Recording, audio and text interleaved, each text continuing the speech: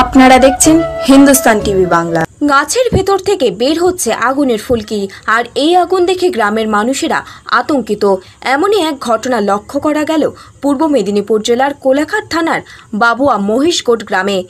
রীতিমতো এই দৃশ্য দেখার পর যথেষ্ট আতঙ্কিত হয়ে পড়ে গ্রামবাসীরা এই দৃশ্য দেখার পর খবর দেওয়া হয় কোলাঘাট থানায়।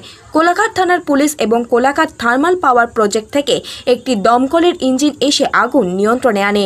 পরে অবশ্য জানা যায় যে পশু শিকার করার সময় গাছে আগুন ব্যবহার করেছিল পশু শিকারকারীরা। সেই আগুন কোনো ক্রমে শুকনো গাছে আগুন লেগে যায়, তার থেকে আগুন ছড়ায় বলে জানান এলাকাবাসী ও দমকল। তবে কোনো বড়সড় দুর্ঘটনা থেকে রক্ষা পেয়েছে বলে ধারণা গ্রামবাসীদের, কারণ যেখানে আগুন লেগেছে তার পাশেই জনবসতি।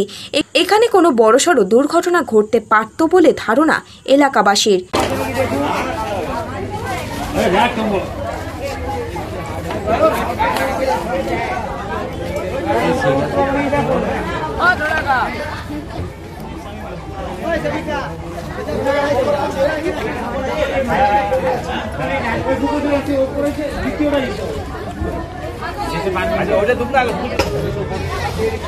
এখন ফলটা চলি আমি গাছে উঠে থাকলে ভালো হতো।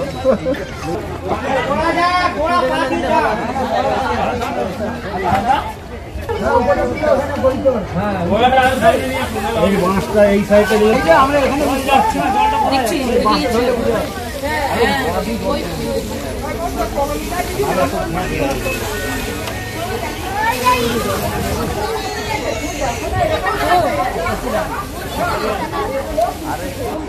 পূর্ব মেদিনীপুর থেকে সঞ্জয় কাপড়ির রিপোর্ট, হিন্দুস্তান টিভি।